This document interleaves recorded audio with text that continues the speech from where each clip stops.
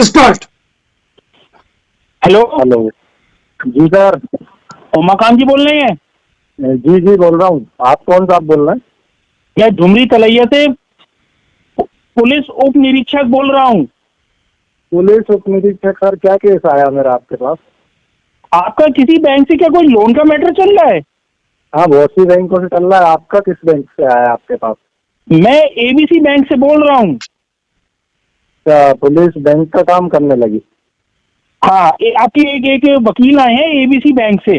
वो मेरे पास में ही हाँ बैठे हुए हैं और वो हाँ आपका एक शिकायत पत्र लाए हैं धारा 420 के हाँ अंतर्गत, जिसमें हाँ आपने बैंक के साथ फॉर्जरी की है। आपने लोन तो ले लिया लेकिन उसकी सिर्फ एक या दो ईएमआई चुकाकर कोई भी ईएमआई हाँ आगे की नहीं चुका रहे हैं। हाँ तो आपका 420 में कंप्लेंट आई है। क्या आपने वकील साहब से बात हाँ करी है? सर, ये 420 तो बंद हो गया ना। 316 318 चल रहा है BNSS का। हाँ, तो अभी हमारा थाना पुराने उस पर ही काम कर रहा है। अभी हमारे थाने में बीएनएस लागू नहीं हुआ है, तो अभी हम आईपीसी में ही काम कर रहे हैं। IPC में काम कर रहे हैं। आपका बैच नंबर बताएंगे सर? आप ज्यादा 3-13 क्यों कर रहे हैं? चिचौरी क्यों बन क्यों दिखा रहे हैं मुझे? जितना मैं आपसे आप पूछ रहा हूँ उतना बताइए। आपका बैच नंबर तो बताइए, मैं अभी आपके थाने में कॉल करता हूँ। थाने में क्यों फोन करोगे? मैं खुद पुलिस उप निरीक्षक बोल रहा हूँ। आपको वेरीफाई करना पड़ेगा ना कि आप पुलिस उप निरीक्षक बोल रहे हैं। कोई अरे तो मैं रिकवरी का आपसे कोई धल्ला किस्त बोल रहे भरने हैं को आप? थोड़ी कह रहा हूँ। मैंने आपसे ये कहा कि मेरे अकाउंट में किस्त ट्रांसफर कर दो। आप बोलोगे तो भी नहीं करूंगा ना मैं। नहीं मतलब आप बैंक का पैसा भी नहीं दोगे और किसी भी ट्रांसफर नहीं करोगे? तो आप आपका बैच नंबर बताइए, आपका पूरा नाम बताइए। ज्यादा सवाल मत पूछो। पुलिस हूँ, सीधे जेल जाओगे। जेल लोन नहीं भरा तो अभी घर से उठवा लूंगा देखिए 4 आदमी बेच के। देखिए, कहाँ पर हो अभी तुम? घर पर हो कि मार्केट में हो या ऑफिस में हो कि? घर पे हूँ, अपने एड्रेस में 4 नहीं 24 को लेके आना। आप पहले ये बताइए, रिकवरी के मैटर में पुलिस का कोई मैटर नहीं रहता, कोई तुम रोल नहीं कानून मत रहता। सिखाओ मुझे। आपको पता नहीं इसलिए सिखाना पड़ रहा है। मुझे ये कहा है कि तुम्हें गिरफ्तार करना है अभी। आप गिरफ्तार करिए, वारंट लेके आइए, गिरफ्तार करिए, आपसे जो करना है जो करिए, लेकिन रिकवरी के मैटर में पुलिस का कोई रोल नहीं रहता। मेरे पास वारंट है, तुम्हारे नाम का वारंट है। वारंट है तो लेके आ जाइए, ले जाइए, मुझे उठा के थाने में डाल दीजिए। ज्यादा चालाक बन रहे हो तुम। अरे बताइए ना, आपकी रिकवरी से रिकवरी एजेंट बोल रहा हूँ मैं। पुलिस का नाम लेके क्यों डरा रहा है बंदों को? हम तुम्हारे घर पहुंचकर गाड़ी से तुम्हें उठवा लेंगे अभी के अभी, और सब देखते रह जाएंगे। उठवा लेना साहब। ये बताइए ना कि मैं आप तुम्हारी कॉल रिकॉर्ड कर रहा हूँ, तुम पुलिस को चैलेंज कर रहे हो। मेरे पास भी रिकॉर्ड हो रही है, कल यूट्यूब चैनल पर रिलीज होगी आपकी recording. Advocate Narendra Joshi. Public भी देखेगी कि पब्लिक को कैसे चूतिया बनाते हैं, कैसे ये तुम्हें करते हैं बहुत कि महंगा रिकवरी। पड़ने वाला है। ये तुम्हें बहुत महंगा पड़ेगा। जब तक गुरुदेव साहब है कुछ महंगा नहीं पड़ेगा। ये पुराना हो जो गया तुम्हारा सर, मैटर पुराना है हो ये गया। कोई क्रिमिनल नया मैटर तरीका है। अपनाइए। जो तुम्हारा मैटर है ये क्रिमिनल मैटर है और तुमने बैंक के साथ धोखाधड़ी की है। और तुम अब लोन लेकर पैसा इस्तेमाल करके 2 या 3 किस्तें भरकर आगे का पैसा भी नहीं चुका रहे हो। क्रिमिनल मैटर नहीं रहता सर। ये क्रिमिनल मैटर होता तो मेरी FIR कटती। यहाँ डायरेक्ट कोर्ट में केस होगा ना। आपको इतना भी नॉलेज नहीं है। नहीं तो एफआईआर कोर्ट कराने में के लिए केस तो होगा, एबीसी कोर्ट से मेरे कंपनी पास के सामान आएगा, सामान के बाद में सामान का कंपनी के अफेयर नहीं होगा। वकील साहब बैठे हैं। एक वकील साहब का मैं तुमको नंबर दे रहा हूँ, उससे बात कर लो, नहीं तो तुम बहुत बड़ी मुसीबत में फंस जाओगे। देखिए सर, जिसको कॉल करना होगा ना, मेरा नंबर सबके पास है, मेरे पास कॉल आएगा। मेरे को किसी को कॉल करने की जरूरत नहीं है।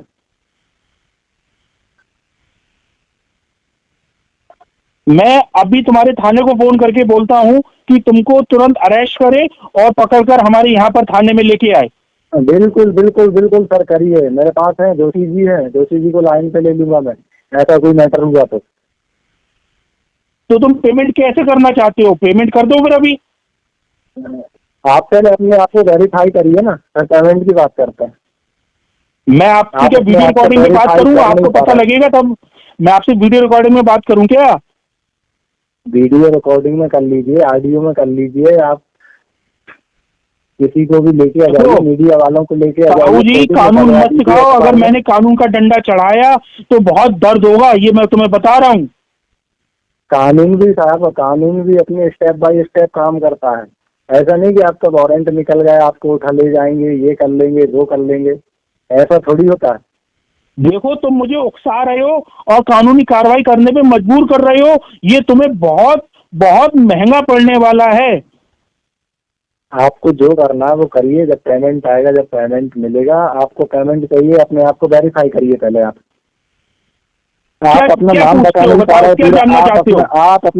आप अपना पूरा नाम बता नहीं पा रहा है, कुछ बता नहीं पा रहा है, थाने का एड्रेस नहीं बता पा रहा है, बैच नंबर नहीं बता पा रहा है, अपना किस सर्कल से बोल रहे हो, SHO को नाम नहीं बता पा रहे आप।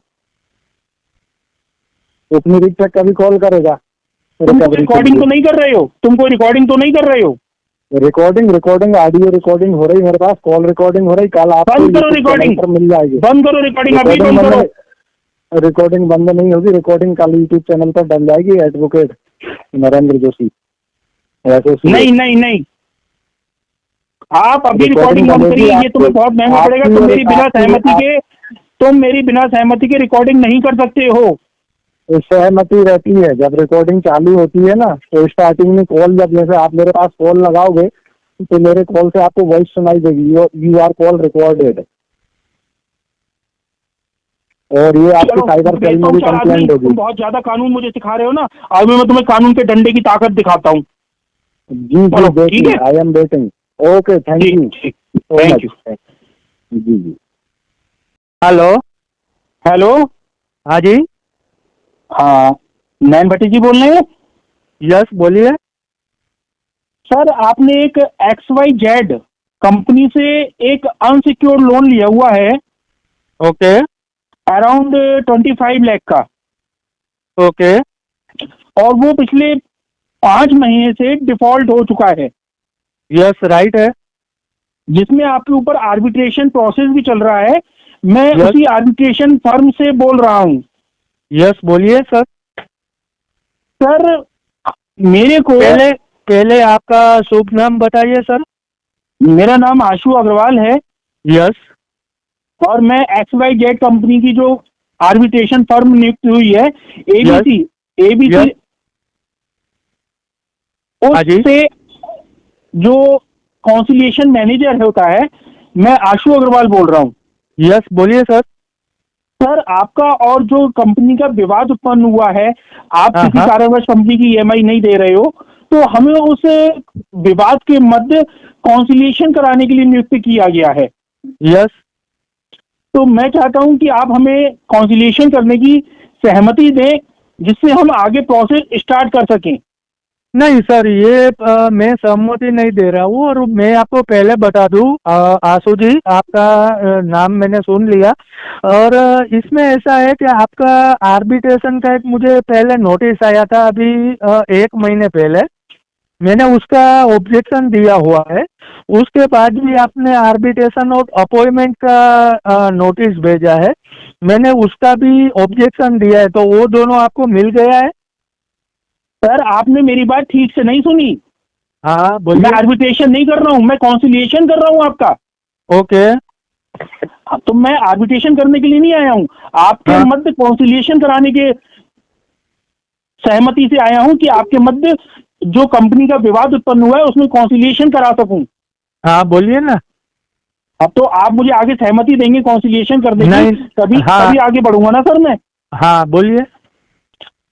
सर, आप जो कंपनी का पेमेंट आप पिछले 6 महीने से नहीं दे रहे हैं, तो हाँ। आप क्या क्या चाहते क्या है सर? आप क्यों, आपने ऐसा रीजन उत्पन्न किया, क्या कारण रहा ऐसा कि आप कंपनी की 6 EMI नहीं पे कर पा रहे हैं? मैंने ऑलरेडी 6 महीने पहले ही एक प्रायर नोटिस भेजा हुआ है कंपनी को, उसमें मुझे उसका आंसर नहीं दिया गया है, पहली बात यह है। दूसरा, मेरा जो बिजनेस लोन था, ये अनसिक्योर बिजनेस मेरा ऑलरेडी क्लोज हो गया है, और अभी कुछ चालू नहीं है बिजनेस, तो इसके लिए मैंने कंपनी को ऑलरेडी प्रायर नोटिस दे रखा हूँ, मगर उसकी आपकी कंपनी के साइड से मुझे उसका कोई आंसर नहीं मिला है अभी तक। सर, पहले तो आप मुझे कॉन्सिलिएशन करने पे अपनी सहमति दीजिए, जिससे मैं हाँ। कॉन्सिलिएशन प्रक्रिया स्टार्ट कर सकूं। आपका जो हाँ। लोन डिफॉल्ट है, उसके लोन की लास्ट 4 4 या 5 डिजिट में आपको बता दे रहा हूँ। 33,461 और आपका लोन है XYZ कंपनी से, और मैं एवीसी कंपनी से कॉन्सिलिएटर आशु अग्रवाल बोल रहा हूँ। क्या आप ओके। मुझे कंपनी के और आपके मध्य जो विवाद उत्पन्न हुआ है उसका कॉन्सिलेशन करने के लिए सहमति देते हैं? नहीं नहीं, मैं ये सहमति नहीं दे रहा हूँ। पहले मुझे आपका पूरा डिटेल चाहिए। आपका एम्प्लॉय आईडी क्या है और आपके पास आई कार्ड है आपका? बिल्कुल है सर। हाँ, तो मुझे दिखाइए। सर मैं और आप कॉल पे बात कर रहे हैं, मैं हाँ आपको व्हाट्सएप कर देता हूँ। हाँ, लेकिन व्हाट्सअप आप कर मुझे दी। कॉन्सिलेशन करने की सहमति तो दीजिए। हाँ ठीक है, बोलिए।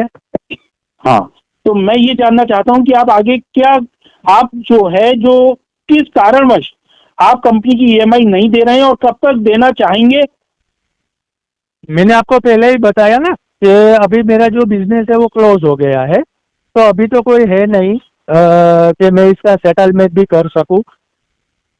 और मैंने सेटलमेंट के लिए अभी 2 महीने पहले बात की थी, मगर आपकी कंपनी के साइड से 80% का मुझे मिला था कि 80% तक हम कर सकते हैं, 20% वेवर कर सकते हैं, 80% आपको पे करना है। तो उसका अमाउंट उतना तो मेरे पास है नहीं अभी। तो आप कितने परसेंट वेवर चाहते हैं? नहीं नहीं, मैंने कंपनी को ऑलरेडी सेटलमेंट के लिए लेटर भी भेजा हुआ है। मैं 10 से 15% में सेटलमेंट के लिए चाह रहा हूँ। सर हमारी XYZ कंपनी 10 से 15% में सेटलमेंट नहीं करती है। मैं ओके। बहुत आपका जो कॉन्सिलेशन करवा सकता हूँ, आपकी बात कंपनी के उच्च अधिकारियों को रख सकता हूँ, तो हाँ उसमें 25% वेवर हो सकता है। 75% आपको डिपॉजिट देना पड़ेगा। ये आपकी एबीसी कंपनी का मैं आपको सेटलमेंट लेटर 10% से लेके 22% तक दूं तो आप मुझे सेटलमेंट कर दोगे उतने परसेंट में? जो सर भी लेटर में आपको कम परसेंटेज वाला दूं उतने में मुझे सेटलमेंट कर दोगे आप? सर ऐसा होता है, हर एक की परिस्थितियां अलग अलग होती हैं। आपने लोन लेने के बाद सिर्फ 2 या 3 ईएमआई ही भरी हैं, और जो आप बता रहे हो जो किसी और का लेटर, हो सकता है उन्होंने 50% ईएमआई भरी हो, 75% ईएमआई भरी हो, तो इसलिए कंपनी ने उनको ज्यादा वेवर दिया होगा। क्योंकि आपने ईएमआई 2 या 3 भरी है, तो इसलिए इस केस में कंपनी 25% से ज्यादा वेवर नहीं दे सकती आपको। नहीं नहीं, ऐसा नहीं होता है। सेटलमेंट के लिए सभी के लिए होता है अलग अलग, वो मुझे पता है। मगर आपकी कंपनी का ही मैं आपको बहुत सारे सेटलमेंट लेटर दे सकता हूँ इतनी अमाउंट में, 10%, 12%, 18% उसका। देखिए सर, आपकी जो है ना लोन की कई किस्तें बकाया हो गई हैं। अब हाँ मामला पता है। आर्बिट्रेशन एंड कॉन्सिलिएशन में आ चुका है। अगर हाँ, आप तुरंत भुगतान नहीं करेंगे तो हम आगे की कानूनी कार्रवाई शुरू कर देंगे। क्या होती है आगे की कानून की कार्यवाही?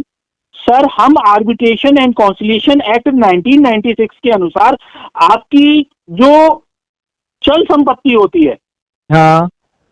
जैसे आपके हाउस होल्ड मटेरियल, हम्म। आपका लैपटॉप, आपका व्हीकल, हम्म। जो भी चल संपत्ति होती है, हम उसको सीज कर सकते हैं, उसका अधिग्रहण कर सकते हैं।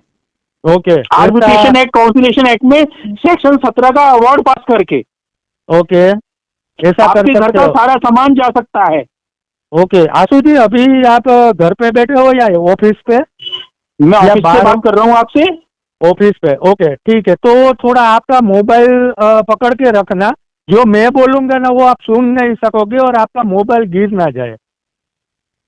नहीं नहीं, बोलिए सर, बोलिए, मैंने अपने आप को मजबूत कर लिया है। हाँ, पहले तो ये मैं बता दूं, आपने जो बोला स्कूटर ले जाएंगे, घर के अचल संपत्ति ले जाएंगे, तो आप मेरे घर से चम्मच भी नहीं उठा सकते हो। ये पहली बात आप नोट करके जाओ, लिख के जाओ। आपके पास कागज पे हो तो, आप ऑफिस पे हो ना तो। दूसरी बात, जो आप आर्बिट्रेशन के प्रोसीजर के लिए बोल रहे हो उसमें मैंने ऑलरेडी ऑब्जेक्शन दे दिया है, और अभी भी आपको आर्बिट्रेशन के प्रोसेसिंग करना है और कुछ मुझे नोटिस भेजना है तो भेज दीजिए। जो मैं ऑब्जेक्शन देता हूँ तो आप आर्बिट्रेशन में कुछ भी प्रोसीजर नहीं कर सकते हो। ये दूसरी पॉइंट है। देखिए, हमारी कंपनी चाहती है कि आप अभी भुगतान करें, नहीं तो प्रक्रिया आगे बढ़ेगी। आपकी ये दलीलें कोई काम में नहीं आएंगी और ये आपको जिन लोगों ने गुमराह ये- किया है वो आपका तमाशा होते हुए देखेंगे। हम आपका सारा सामान टेम्पू में भरवाएंगे, गाड़ी में भरवाएंगे और सारा सामान को ले आके उसकी नीलामी करेंगे। मैंने आपको पहले ही बोला, आपने वो लिख लिया हो तो लिख लेना, मेरे घर से एक चम्मच भी आप नहीं ले सकोगे। क्या बोला मैं?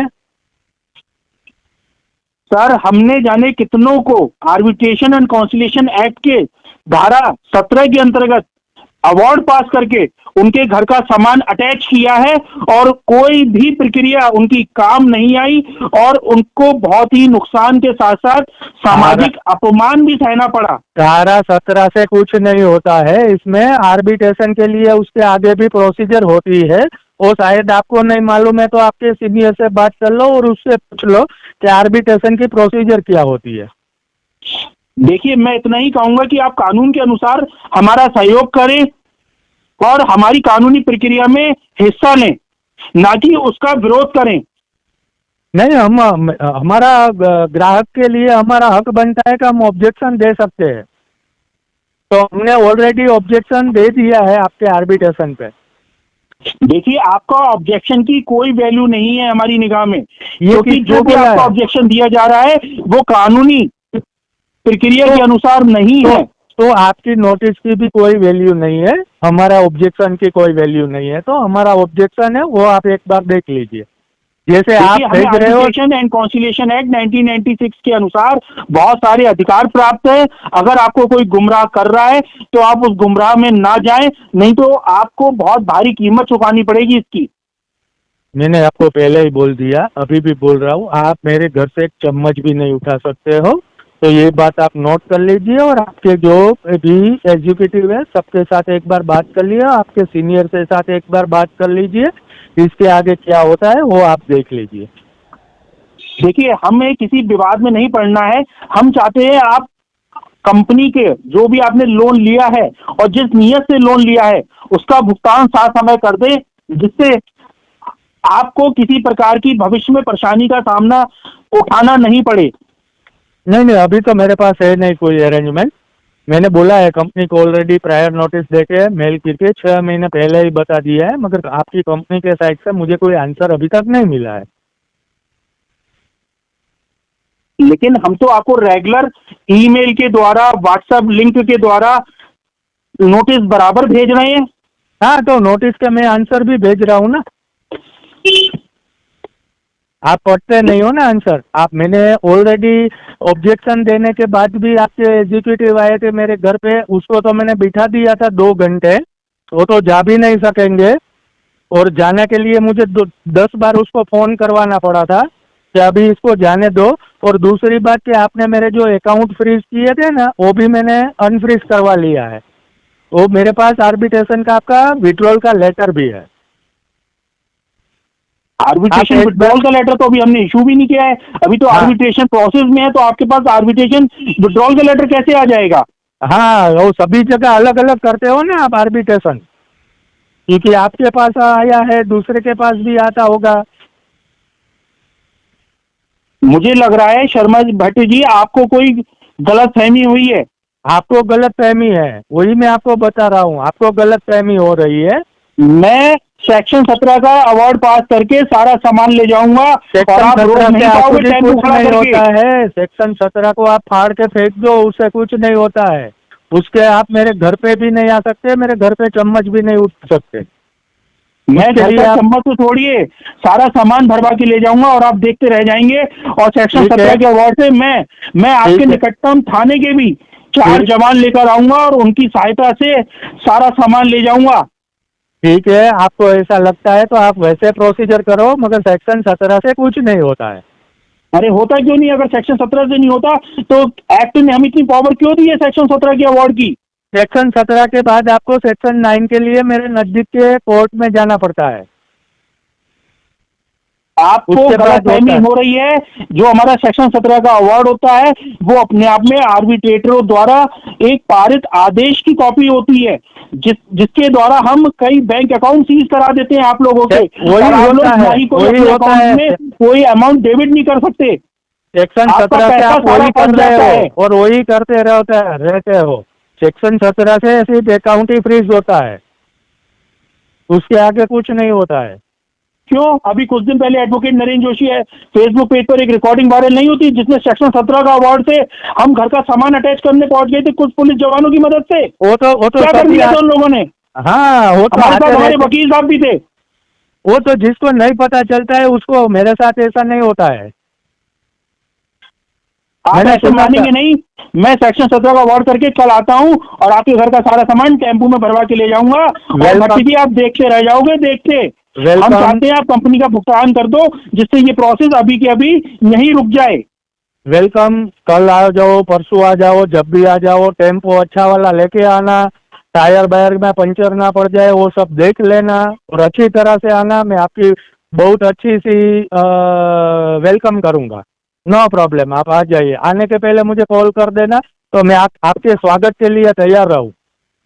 मतलब आप कंपनी की पेमेंट नहीं करेंगे, कंपनी को कोई सेटिस्फैक्ट्री जवाब नहीं देंगे, और बाकी सारे चोचले आप कर लेंगे। नहीं नहीं, आप कर रहे हो ना, आ रहे हो, टेम्पो लेके आ रहा हूँ। मैंने आपको पहले ही बता दिया कि कुछ नहीं होता।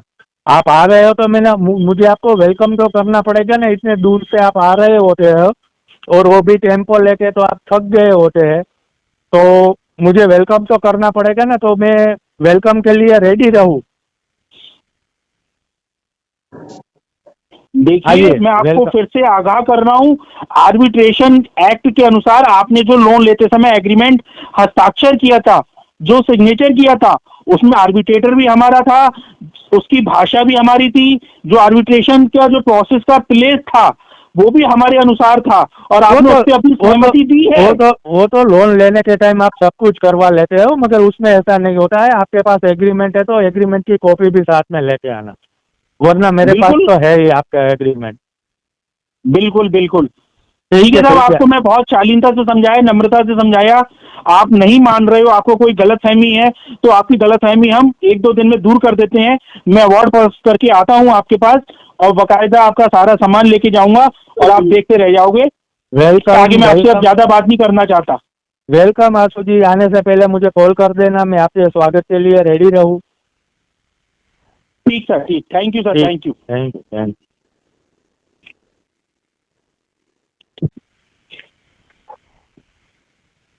हेलो, हाँ जी सर, कौन? शरवण वर्मा जी बोल रहे हैं? हाँ जी सर, बोल रहा हूँ। सर आपने एक XYZ कंपनी से एक लोन लिया हुआ है, जी और पिछली 6 किस्तें आपकी आउटस्टैंडिंग चल रही हैं। जी मैं उस केस में वित्तीय संस्थान की तरफ से आर्बिट्रेशन के लिए अपॉइंट किया गया हूं। ठीक है सर। तो आप मुझे ये फोन कॉल के दौरान आर्बिट्रेशन करने की सहमति देते हैं? आप XYZ कंपनी से बोल रहे हैं? हाँ, आपका लोन अकाउंट नंबर है 33,461। अच्छा अच्छा, ठीक। कितना आउटस्टैंडिंग है सर इसका? इसका आउटस्टैंडिंग है करीब 6 लाख। अच्छा ठीक है। आपने जो आर्बिट्रेशन प्रोसीडिंग स्टार्ट की मेरे लिए, मेरे उसमें मैं उसमें अपनी सहमति नहीं रखता हूँ, क्योंकि जो भी आर्बिट्रेशन प्रोसीडिंग होती है वो दो पक्षों की सहमति से होती है। सर मैं वही विवाद का निपटारा करने के लिए तो नियुक्त किया गया हूं कि आप किस कारणवश नहीं दे रहे हैं और कब तक देना चाहेंगे। यदि आपके मन में कंपनी तक अपनी बात कोई पहुंचाना चाहते हैं तो आप मुझे बता सकते हैं, मैं आपकी बात को कंपनी तक पहुंचाऊंगा और आपकी बात को बहुत मजबूती से रखूंगा। हाँ नहीं, वो बात ठीक है, लेकिन अगर आप मेरी बात को कंपनी तक पहुंचाना चाहते हैं तो बस मैं यही बताना चाहता हूँ कि मैं कंपनी बैंक द्वारा की गई आर्बिट्रेशन प्रोसीडिंग में सहमति नहीं देना चाहता हूँ, और जो भी आपने नोटिस मुझको भेजी है उसका प्रॉपर रिप्लाई विद ऑब्जेक्शन मैंने आपको मेल से और बाई पोस्ट ऑलरेडी सेंड किया हुआ है, और मैं इस आर्बिट्रेशन प्रक्रिया में सहमति नहीं देता हूँ। सर आपने मेरी बात को ठीक से सुना नहीं है। मैं कॉन्सिलिएशन जी। करना चाहता हूं आपका, आर्बिट्रेशन नहीं कर रहा हूं मैं आपका, कॉन्सिलिएशन कर रहा हूं। मतलब आप आर्बिट्रेशन प्रोसीडिंग के लिए जाना चाह रहे हैं? वही तो मैं आपको कह रहा हूं सर, आर्बिट्रेशन एंड कॉन्सिलिएशन में बहुत अंतर होता है, बहुत फर्क होता है। मैं आपका आर्बिट्रेशन नहीं कर रहा हूं, मैं आपसे कॉन्सिलिएशन कराना चाहता हूं। आप मुझे कॉन्सिलिएशन पे सहमति दें जिससे मैं आपकी बात को वित्तीय संस्थान तक रख सकूं और इस विवाद का जो निर्णय है और जो ये विवाद हुआ है इसको जल्द से जल्द सुलझा सकूं। सर नहीं, मैं कॉन्सिलेशन मैं इसलिए नहीं करना चाहता हूँ कि जो कॉन्सिलेशन आप करते हैं वो आप एक पक्ष की तरफ से कर देते हैं।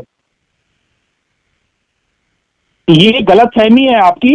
मेरा काम दोनों पक्षों की बात को सुन के वित्तीय संस्थान तक आपकी बात को रखना है, और आप अगर इस कॉन्सिलिएशन पे सहमति नहीं देंगे तब वित्तीय संस्थान आपके विरुद्ध कानूनी कार्रवाई शुरू कर देगा, जिससे आपको भविष्य में बहुत प्रबल हानि होने की संभावना है। नहीं, कोई भी कानूनी कार्रवाई बैंक मेरे ऊपर कर सकता है, लेकिन मुझे उससे कोई प्रॉब्लम नहीं है, क्योंकि आप जो भी आर्बिट्रेशन एंड कॉन्सिलेशन करेंगे तो उसकी प्रॉपर ऑब्जेक्शन मेरे द्वारा ऑलरेडी दी जा चुकी है। सर मैं आपको वही तो बता रहा हूं, मैं फोन कॉल के दौरान कॉन्सिलिएशन कर रहा हूं आपका। सर मैं फोन कॉल के द्वारा कोई भी कॉन्सिलेशन स्वीकार नहीं करता हूँ, क्योंकि इस समय सोशल मीडिया पे उसमें साइबर क्राइम इतने और हैं कि मैं ऑनलाइन किसी भी तरह की कॉन्सिलेशन में भाग नहीं लेना चाहता हूँ। सर मैं आपसे कोई आपके पैसे ट्रांसफर करने को थोड़ी कह रहा हूँ अपने अकाउंट में कि आप मेरे अकाउंट में पैसा ट्रांसफर कर दो। मैं जी। तो आप इस विवाद का निर्णय समाधान और सुलह के माध्यम से कराना चाहता हूं, क्योंकि कॉन्सिलिएशन का मतलब ही होता है समाधान करना, सुलह करवाना। अच्छा। बिल्कुल। तो आप अगर इस अपनी बात को मेरे तक रखेंगे तो मैं आपकी बात को वित्तीय संस्थान तक रखकर आपका और वित्तीय संस्थान की सुलह मशवरा करवा दूंगा, जिससे आपको भविष्य में किसी प्रकार की परेशानी उत्पन्न नहीं होगी।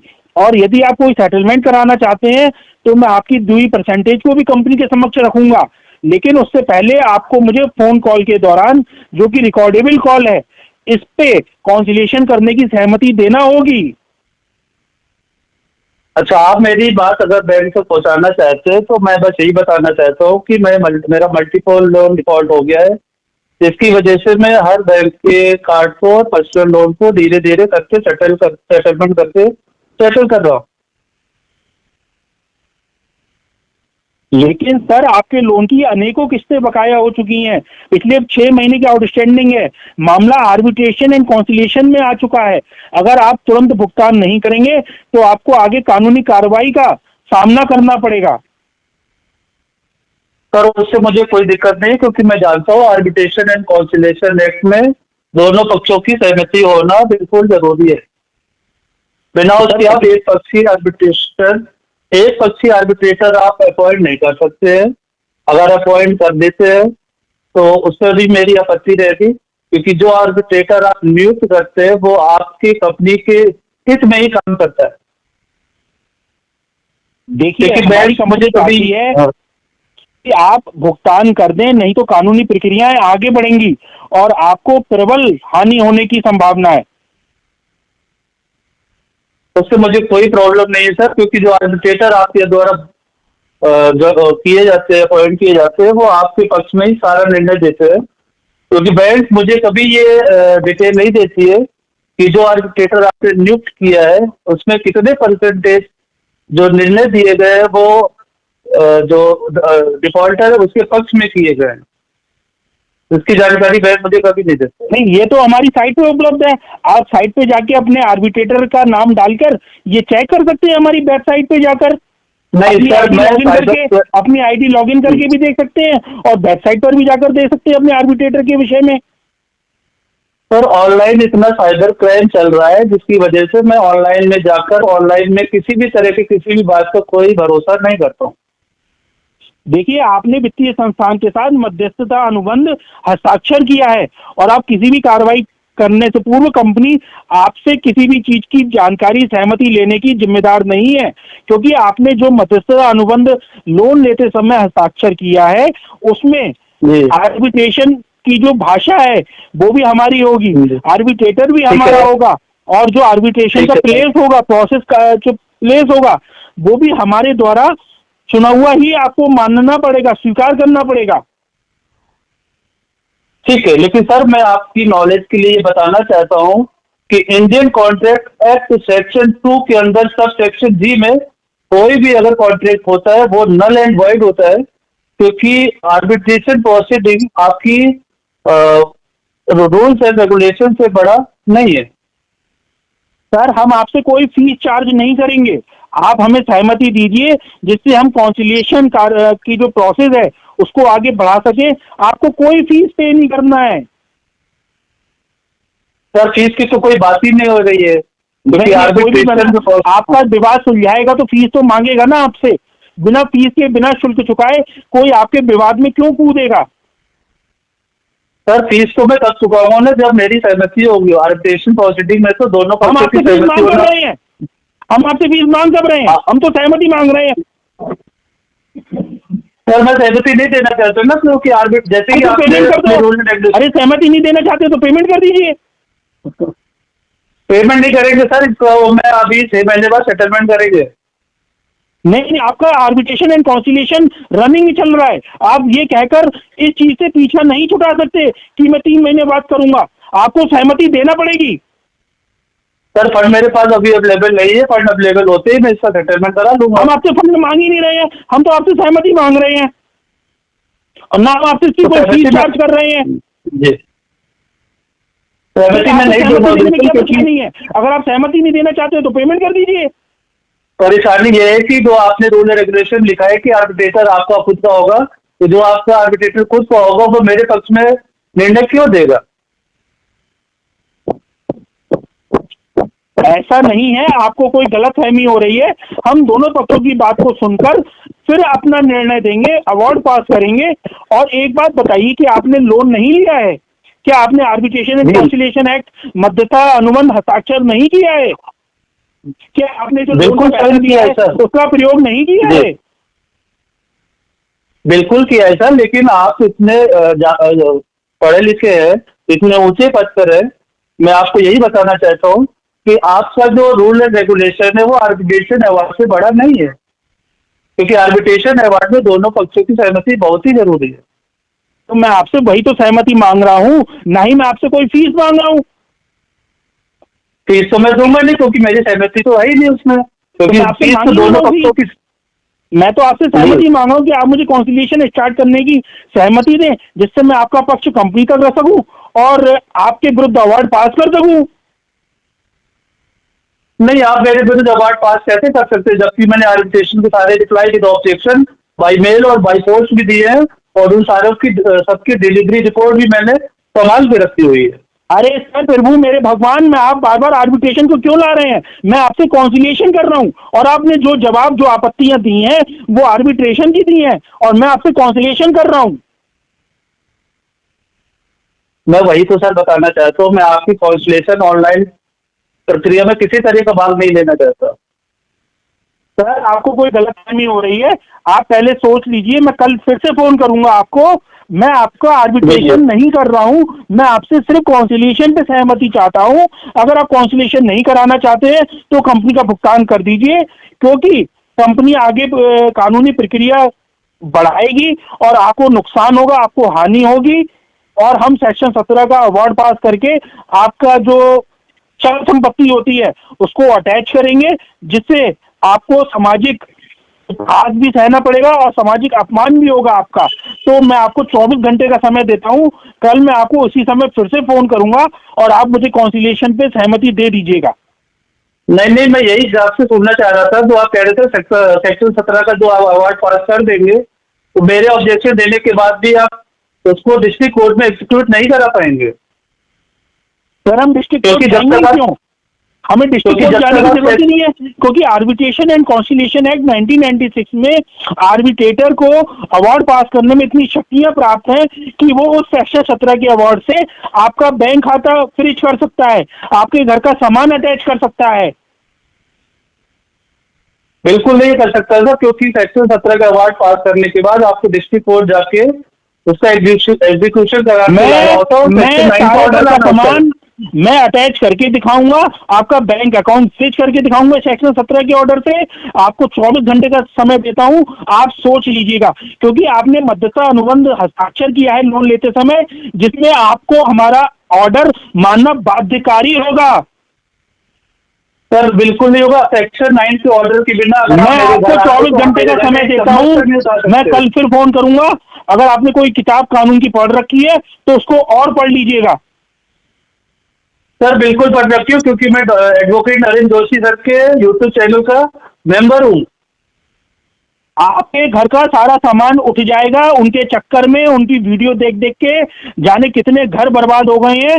सिर्फ उनकी वीडियो और ऑडियो रिकॉर्डिंग सुन सुनकर कोई भी हथेली भी नहीं लगा पाएगा और आपके घर का सामान टेम्पू में भर के चला जाएगा। सर उनके ऊपर इतना भरोसा है कि आप मेरे घर का एक चम्मच तक नहीं उठा सकते हैं। ठीक है सर, कल आप फिर से मैं 24 घंटे का समय देता हूं, आप सोच लीजिएगा। ठीक है, मैं कल आपसे बात करता हूं। ठीक है सर। और मैं कोई आर्बिट्रेटर नहीं हूं, मैं कॉन्सिलिएशन कर रहा हूं आपका। ठीक है सर, जेसीबी लेके आइएगा। ठीक सर, ठीक। Thank you sir, thank you. Okay sir, thank you.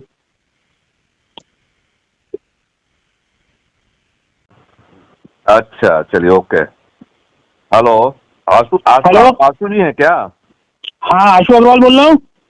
ऐसा रुकिए रुकिए रुकिए, ये क्या लगा रखा है आपने? आपका ये करीब 13-14 महीने से आपका ये चल रहा है, पेमेंट ड्यू चल रहा है आपकी EMI।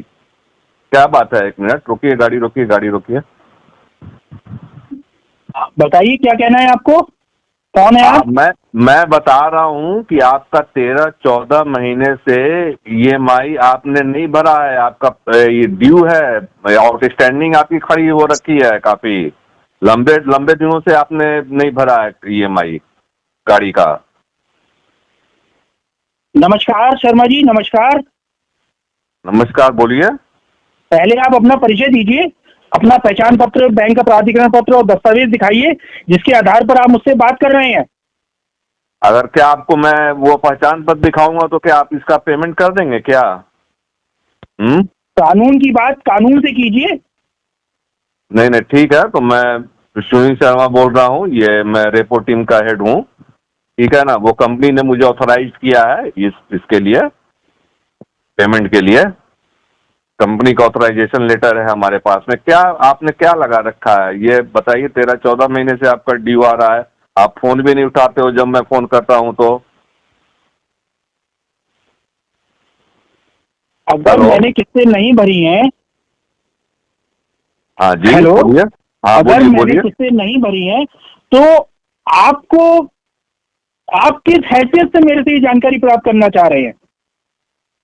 सर जी, मैंने आपको पहले ही बोला कि कंपनी ने मुझे ऑथराइज किया है इसके लिए, पेमेंट के लिए, आपसे पेमेंट लेने के लिए। आप ऐसा करो, आप इसका पेमेंट करो और एक काम करो, थोड़ा सा आप गाड़ी से बाहर आ जाओ, कुछ बातें करनी है आपसे। गाड़ी से बाहर आ जाओ, थोड़ी नहीं, बात मैं किसी करनी है। प्रकार से गाड़ी से बाहर नहीं आऊंगा। पहले आप अपना आधार कार्ड, अपना पहचान पत्र, अपनी एम्प्लॉय ID, DRA लाइसेंस और ऑथराइजेशन लेटर पहले मुझसे वेरीफाई कराएं। ये सब आप लोगों ने कहाँ से ये सब जानकारी प्राप्त कर रखी है? पहले तो ये आप जिस समय लेने आते हैं, आप लोन जिस समय लिया, अभी तो आप मजे मार रहे हो, गाड़ी में उड़ रहे हो, और अभी बोल रहे हो कि DRA लाइसेंस दिखाओ, ID दिखाओ। तो क्या मैं दिखाऊंगा तो आप पेमेंट इसका कर दोगे क्या? पहले तो मैं आपसे वीडियो रिकॉर्डिंग में बात कर रहा हूं, आप प्लीज कैमरे की तरफ देखकर बात करें। किस्तों का विवाद अपनी जगह है और रिकवरी की प्रक्रिया कानून के अनुसार होगी। केवल डिफॉल्ट होने से या किसी को बलपूर्वक या धमकी देकर आपको कोई भी कार्रवाई करने का अधिकार नहीं मिल जाता है। नहीं नहीं, ये सब आप लोग देखिए, ये आप एक काम करो। हेलो जी, पहली तो बात, आप फोन नहीं उठाते हो कभी भी, दूसरी बात की अभी आपको मैंने पेमेंट किया, अभी आप तो मैं गाड़ी से उतरने के लिए मैं बोल रहा हूँ तो गाड़ी से आप उतर भी नहीं रहे हो। ये मैंने आप क्या करे कंपनी, आप गाड़ी आपने ले लिया, पैसा ले लिया, गाड़ी खरीद ली, आपका टोटल आउटस्टैंडिंग आ रहा है 7,67,000 आ रहा है, 7,67,000। तो ये क्या करना है आपको बताइए। इसको आप एक काम करो, मैं बताता हूँ। हेलो, जी जी। इसको आप फोरक्लोज क्यों नहीं करवा ले रहे हो लोन को अपने? अगर मैं लोन को फोरक्लोजर कराऊंगा हाँ, तो फिर आप किस लिए अपनी राय देने आए हैं मुझे? आप पहले अपनी पहचान तो उजागर करें। आप ना अपनी डीआरए दिखा पा रहे हैं, ना ऑथराइजेशन लेटर बता पा रहे हैं। मैंने जितना इन्फॉर्मेशन आपको दिया कि आपका 7,67,000 आउटस्टैंडिंग नहीं है आपकी। आप लोन अकाउंट नंबर भी बताइए एक बार। 3798 है आपका लास्ट 4 डिजिट। कैमरे की तरफ देख के बोलिए, कौन से बैंक से हैं आप? अरे बैंक से मैंने बोला, मैं रेपो टीम का बोल रहा हूँ। बैंक ने मुझे ऑथराइज किया है भैया। क्यों इतनी हाँ, बातों को खींच रहे हो आप, ये तो बताओ। कौन से बैंक और से आए हैं एक आप? काम करो, कौन से सुनो। बैंक से हेलो, हैं? हैं? कौन से बैंक से हैं? अरे भैया बैंक से मैंने बोला ना, मैं रेपो टीम से हूँ। अरे मेरे सरकार, रेपो टीम से तो हैं आप, लेकिन कौन से बैंक से हैं? किस बैंक ने आपको ऑथराइजेशन किया है कि मेरी गाड़ी के लोन के डिफॉल्ट के मैटर में आप भैया, मेरे से वार्तालाप करें? अरे भैया देखो, इतनी बात को मत खींचो आप। जिस बैंक से आपने लोन ले रखा है ना, उसी बैंक ने ऑथराइज किया है मुझे। आप लोग कहाँ से ये सब इतनी बातें सीख जाते हो? आईडी दिखाओ, डीआरए दिखाओ। मैं तो बोल रहा हूँ कि मैं क्या आईडी और डीआरए दिखाऊंगा तो आप कर दोगे पेमेंट? ये बताओ पहले, आप मुझे क्लियर करो। एक बात बताइए, क्या बैंक ने मुझे डिफॉल्ट नोटिस दिया, रिकॉल नोटिस दिया? भैया तो आप तो किसी नोटिस का जवाब नहीं देते हो। अब बैंक ने आपको डिमांड नोटिस भेजा है, आप उसका जवाब नहीं देते हो। अब गाड़ी में मजे मार रहे हो। अब मैं बोल रहा हूँ गाड़ी से आप एक काम करो भैया, आप 10 मिनट गाड़ी से उतरो, गाड़ी एक साइड में लगा दो और कुछ हम लोग बात कर लेंगे। इधर आ जाओ, गाड़ी से निकल जाओ जल्दी आप। मैं किसी भी कीमत पर ना ही गाड़ी से उतरूंगा, ना ही अपनी ड्राइविंग सीट छोड़ूंगा, और कैमरे की रिकॉर्डिंग में, वीडियो रिकॉर्डिंग में लगातार आपसे बात करूंगा। मेरा आपसे निवेदन है कि आप मुझे जाने दीजिए, नहीं तो आप बहुत बड़ी विपदा में पड़ जाएंगे।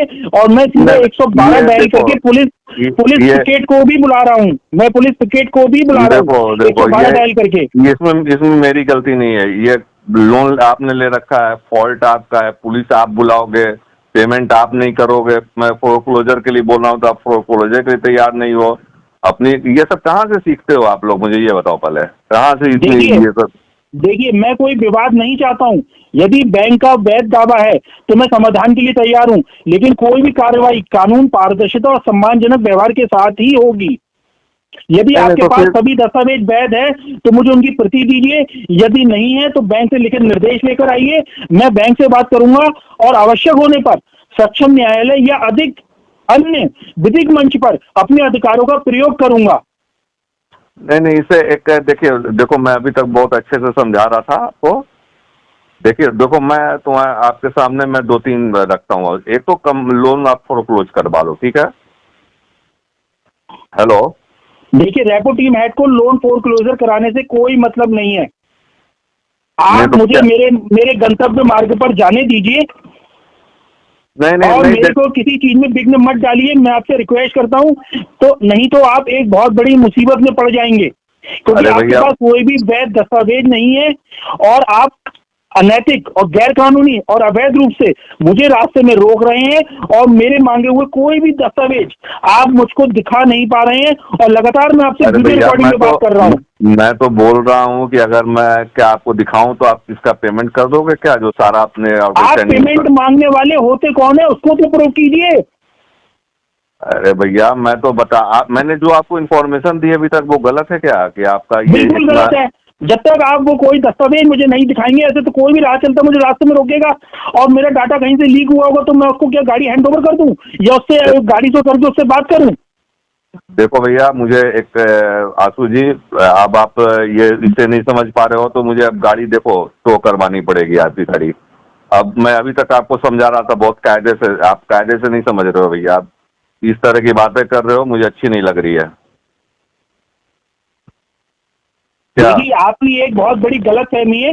केवल आपका आदेश देने से कोई भी कार्रवाई वैध नहीं हो जाती है।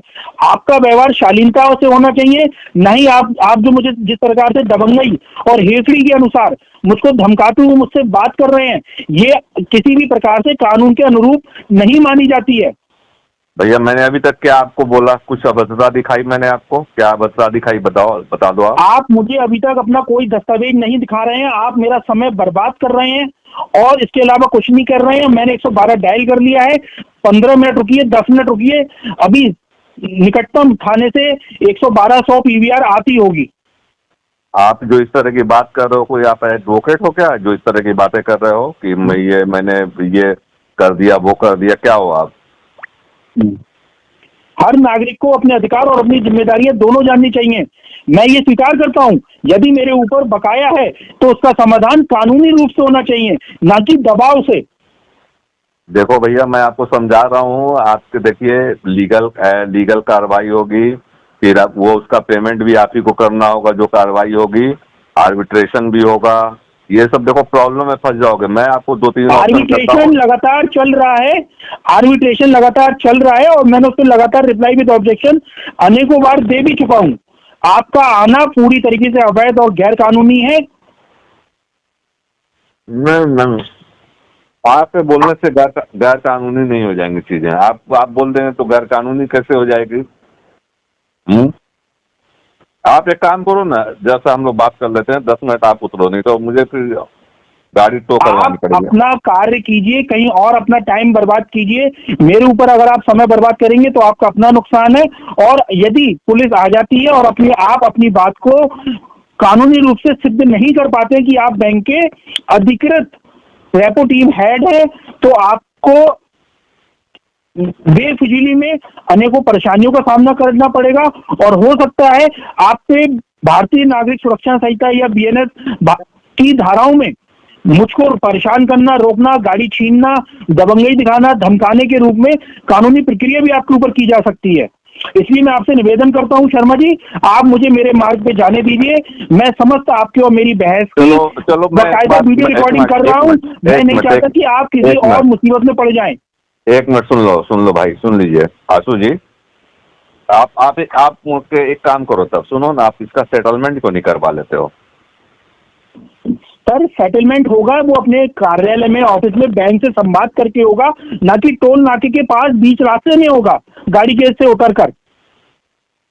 एक काम करो ना, सेटलमेंट का अभी कल आप आ जाओगे क्या यहाँ हमारे ऑफिस में? पहले कंपनी के ऑफिस में आ जाओ कल, एचडीबी में।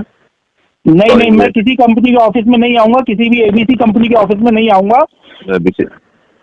नहीं तो आप क्या करोगे भैया? आप ना फोर क्लोज कराओगे ना सेटल। तो एक काम करो, सुनो ना, मैं आप एक काम करो, इसकी एक ईएमआई आप भर दो क्या? नहीं, मैं ऐसा बिल्कुल भी नहीं करूंगा।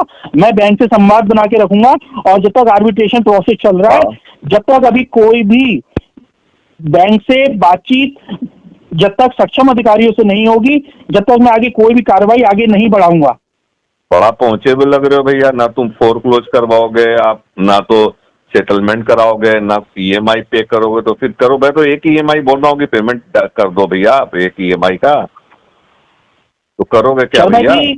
शर्मा जी, पुलिस आ चुकी है। मैं पुलिस अधिकारियों के समक्ष आपकी सारी बात रखता हूँ, आप अपनी बात रखिएगा। नहीं तो ऐसा करो भैया, नहीं तो निकल जाए। नहीं फिर ठीक है। तब मैं एक काम करो, मैं फिर आप कल मैं फोन करूं क्या, बात करूं आपसे? हाँ, कल बिल्कुल। अभी रास्ते में रोकना किसी भी प्रकार से उचित कार्रवाई नहीं है और आप मेरे को भी परेशान करना है, साथ में मेरी फैमिली भी है। अच्छा, ये इतनी बातें जो आप बोल रहे हैं, आप किसी एडवोकेट से भी जुड़े हैं क्या? इस तरह की कोई बात तो करते नहीं है। हम लोग तो पहले भी बहुत लोगों से मिले हैं। आप मैंने क्या ये मैं advocate Narendra Joshi and associate social media पे फॉलो करता हूँ। देखा, वो तो पहले अनसिक्योर्ड लोन पर लोगों को करता था, ये मैं जागरूक कर रहा है। वो सिक्योर्ड लोन में भी चलाया इसमें। जी, सारा प्रोसेस वही होता है। अरे ओहो, नहीं नहीं तो ठीक है, सुनो ना, एक काम करते हैं भैया आशु जी, मैं कल आपसे बात करता हूँ फोन पर, ठीक है सर? एक लेकिन काम करना, मेरा फोन उठा लेना भैया आप, ठीक है ना? ठीक है, ठीक ठीक ठीक, जय हिंद। ठीक है, ओके, चलिए, ओके ओके, चलिए।